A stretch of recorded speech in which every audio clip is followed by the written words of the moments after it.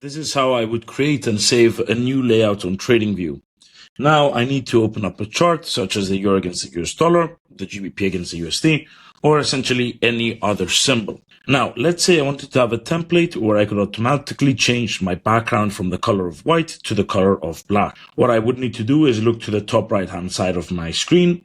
As you can see, I have a pre-made template named the base. To the right of that, you can see that there is a downwards arrow where you can left click, and you can see more options have appeared. Let's say I want to create a new layout. So I need to left click on create new layout.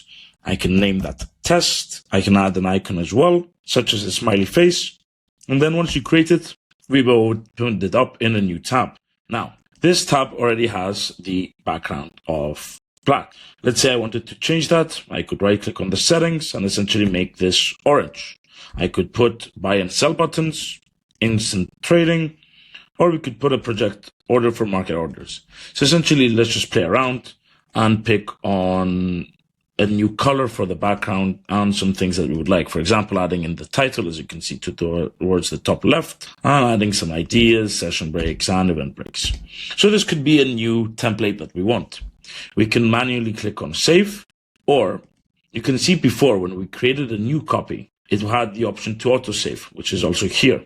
So this means that once we edit the template of test, which we created, it will be autosaved. So then we can switch back and forth from different templates. So this was the base, and this was the test template, which we just created. And this is how you would create and save your new templates.